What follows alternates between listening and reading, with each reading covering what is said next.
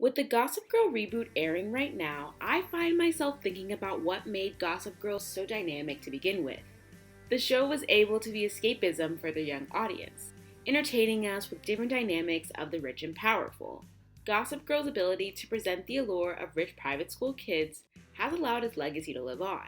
Now, with only 2 episodes airing in the Gossip Girl reboot, this video won't be talking too much about those characters. However, according to a BuzzFeed quiz, I'm Audrey. I don't know what happened. Kiki drama, sexual ennui, my apparently latent self-destructive tendencies. It was one night. One long, surprisingly informative night. Today, I want to talk about the original series airing from 2007 to 2012. For those that have never watched the series, Gossip Girl follows Upper East Siders Serena, Blair, Dan, Chuck, and Nate, who navigate life as Manhattan's elite, while being exposed by an anonymous blogger, Gossip Girl. In this video, I want to focus on one character, Nathaniel Fitzwilliam's Vanderbilt Archibald. We can't talk here. What, where Blair might see us? Meet me in Chuck's suite. I'm not sneaking around with you. Please, just to talk. The common opinions about Nate was he was cute, but a little boring. And that's pretty understandable, because Nate seemed to be the odd one out and never got a chance to have a satisfying ending. Executive producer and writer Josh Safran confirmed that Nate was Gossip Girl before plans changed. As fans may recall, after becoming the editor-in-chief of The Spectator during season 5, Nate not only started to send in the occasional tip to Gossip Girl when needed, he established a direct line of communication with the blogger, evidently shutting down the possibility that it was actually him. Throughout the years, the cast have made fun of the Gossip Girl reveal, with even Chase getting in on it. Okay. Everybody thinks that there is no actual way that Dan could be Gossip Girl, right? I mean, I think it could have been me. It could have been anybody. And they picked, I love it, they picked Penn Badgley, yes. So this video is to give Nate the attention he deserves. I'm not going to try and prove that Nate is some fascinating, complex character. I just want to document Nate's development throughout the show's run. They might not know who you are, but I sure as hell haven't forgotten. Nate, what are you doing? She's my girlfriend! Oh my god, really? Before the pilot aired, Nate loses his virginity to Serena, being the reason why she left for a year, as he was her best friend's boyfriend. The first few episodes follow Nate being in love with her and even tries to confess his feelings. Unfortunately, it was to Jenny. This love triangle between Blair, Nate, and Serena begins the trend of his romances usually being pretty complicated. At the same time, his dad is doing drugs and makes Nate cover for him. Nate tries to tell his mom about catching his dad doing drugs, and his mom blames him, saying that he's been difficult and to keep quiet. Next thing he knows, his father has been doing a lot more than just doing rich people drugs, but also embezzling funds and committing fraud. His family begins to pressure him to marry Blair, fulfilling a recurring theme that Nate usually doesn't have a lot of control over his life and does what others ask of him. By the middle of the season, Nate and Blair are broken up. Once his dad is in rehab, he begins to want to date her again, but unbeknownst to him, she's hooking up with his best friend Chuck. The love triangle with Blair, Chuck, and Nate continues for a few episodes, starting in the Debutante season episode and ending with Gossip Girl revealing Blair being with Chuck as well. Nate is furious after this because Nate has lost everything he cares about. Did you sleep with her, huh? You son of a bitch, I ought to kill you. Can we talk about this without your hands around my neck? Did you get what you wanted like you do with all those other girls? You can't help but empathize for the lack of support he has around him. In the later half of the season, he visits his dad in rehab and begins having a romantic relationship with Dan's friend Vanessa. In the season finale, Nate's selflessness comes back to bite him when his dad flees the country to avoid the consequences of his actions, which seems pretty on brand for the rich and powerful. Nate is left to be the man of the family, which is a daunting task for a 17-year-old, and in an effort to escape the responsibilities to come, he goes to the Hamptons with Serena for the summer. This season begins pretty centered on Nate, similar to the book series where he's the main love interest, exploring his relationships with his friends and family. Although, through time, Nate begins to fall into the background, which is a place he would stay for the forthcoming seasons. I want to see her and her husband together. Just once. Yeah, that's called checking out the competition, which is stupid and potentially dangerous, Nate. Nate goes through a lot in season 2 and is understandably pretty different than he was in the pilot. While Nate is spending time in the Hamptons with a lack of parental supervision, he starts hooking up with a woman that could be his mom. Now, there has been countless discussions on displaying adults having relationship with teens on teen shows, and there would be an entirely different video to discuss the harms of displaying these relationships. Nate was in a position where he was vulnerable and alone, and Catherine took advantage of him. Nate doesn't have any money since the feds froze his family's accounts. Catherine uses that to pay him for... yeah. As a result, Nate's in a position where he can't leave because he needs the financial support Catherine gives. And whenever he does try to leave, Catherine blackmails him by knowing where his father is. We find out that Catherine is hooking up with her stepson, and Blair blackmails her for that information, in exchange for her to keep financially supporting Nate. Vanessa ruins this as she tells Catherine's husband about the relationship and the exchange is dead. The next event that occurs is the college tour episode, as the crew visits Yale and Nate's surname doesn't have the same influence. Nate is only at Yale because of his family and has his heart set on USC. This episode is pretty interesting because of the storylines of the 5 main characters, and one of my favorite aspects is the beginning of a friendship with Dan. Nate is at his best with Dan because I know we call Dan Lonely Boy, but Nate was actually the one that was pretty lonely. Nate is found to be staying in his family's house by himself and is about to get evicted. Dan finds out and invites him to live with him. He doesn't stay long as he helps Jenny have her designs seen, which make romantic feelings arise. His dad comes back around in the middle of the season and unfortunately holds his mom and Nate for ransom. The situation ends with his dad finally accepting he needs to pay for what he's done and go to prison. It's interesting to point out how Nate's dad's arc starts and pretty much ends in the Thanksgiving episodes.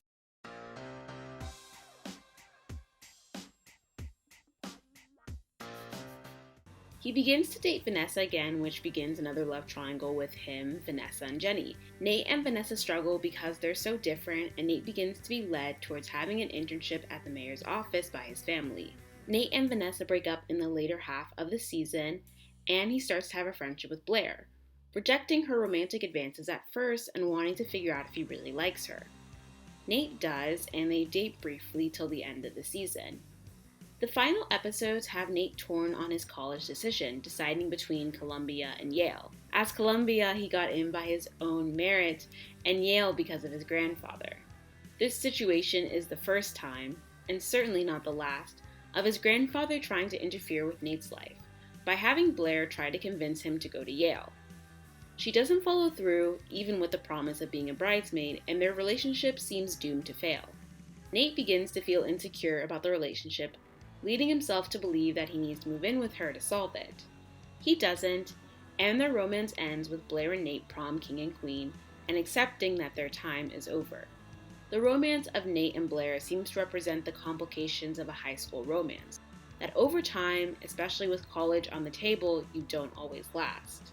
He was on his own at 17 years old, without parents, and without the support that other characters had.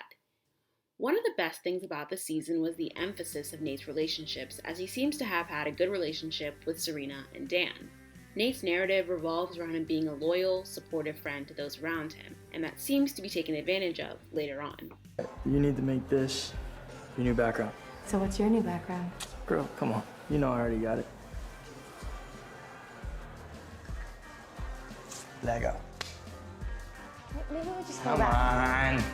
I'm kidding, he could never be Peter Kay. But this season begins with putting more focus on Nate as we learn more about his grandfather and his cousin Trip. He begins the season dating Bree Buckley.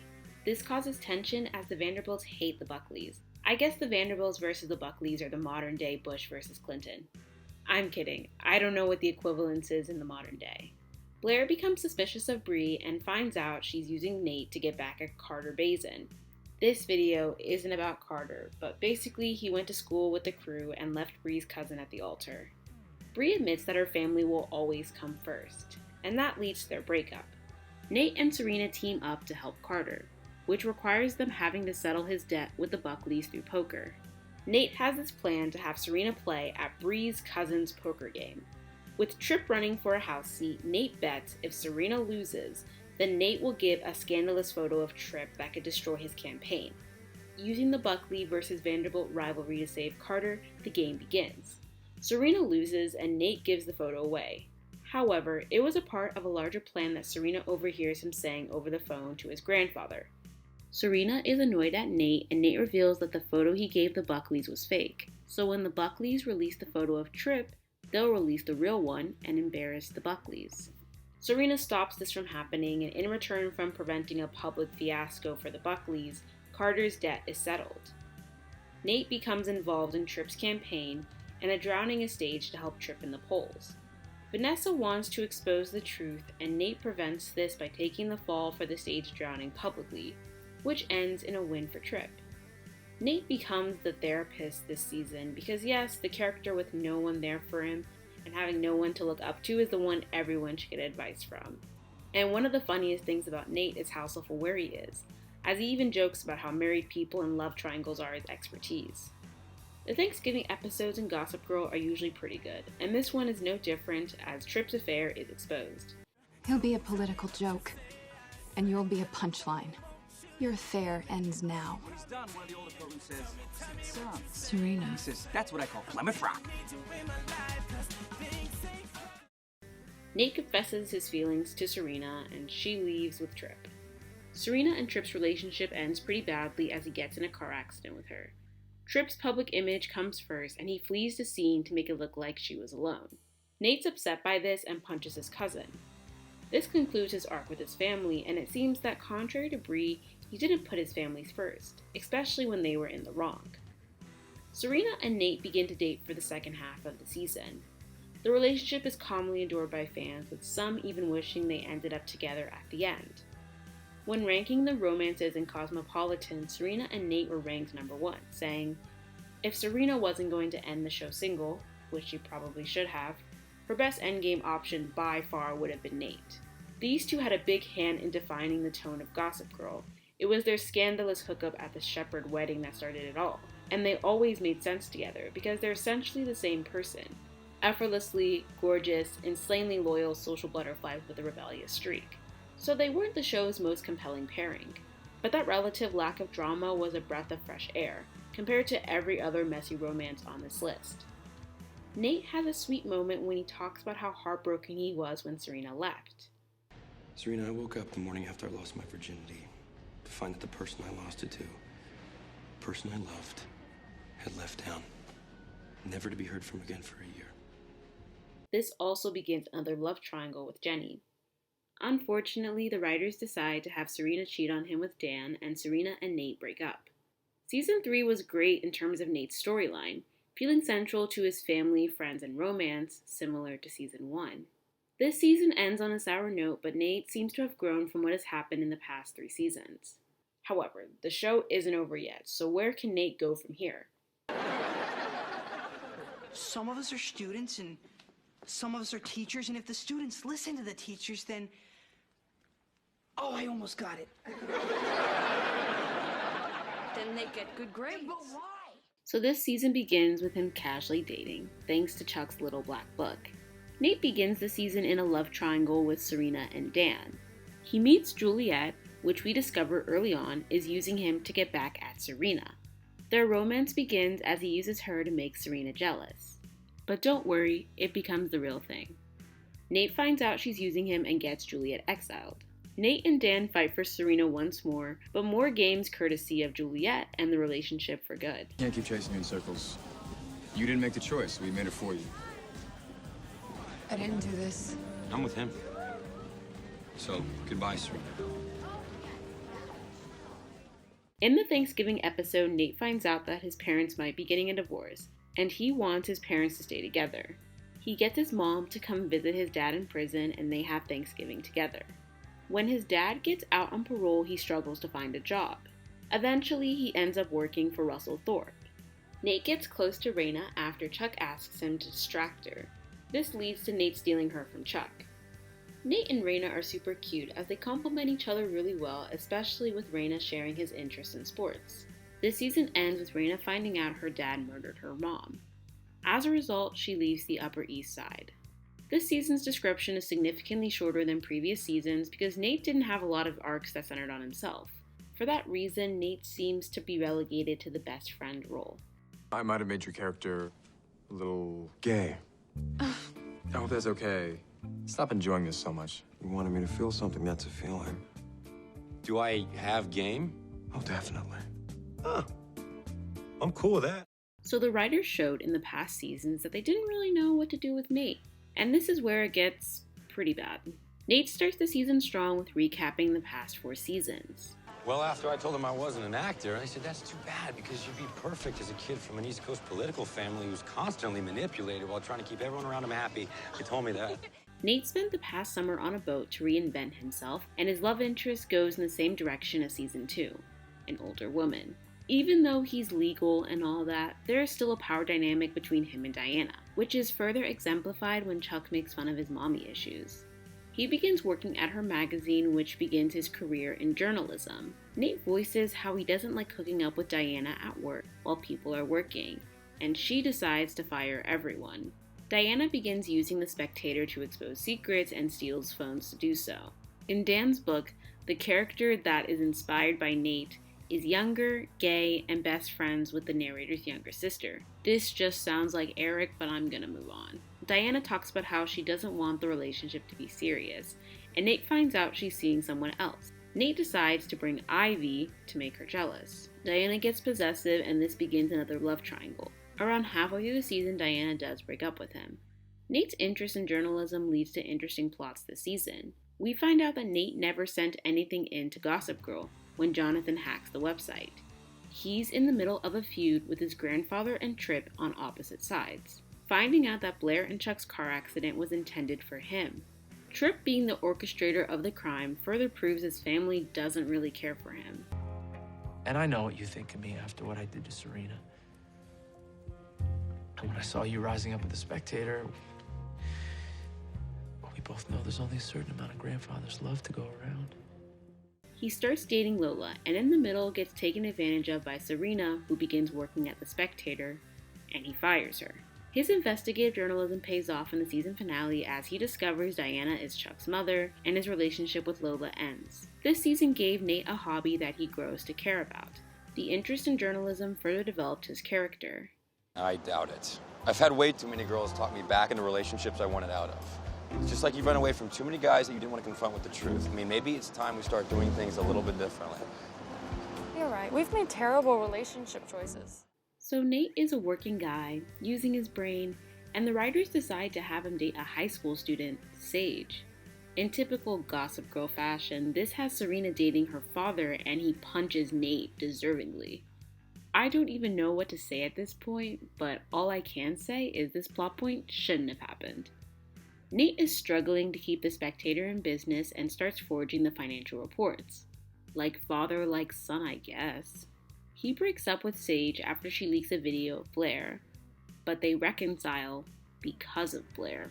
After the shocking twist of Bart Bass being alive, he begins blackmailing Nate for committing fraud. Bart Bass being alive was one of the worst things the show could have done at this point. Nate gets arrested and his dad shows up and they have a heart-to-heart about how he always does the right thing.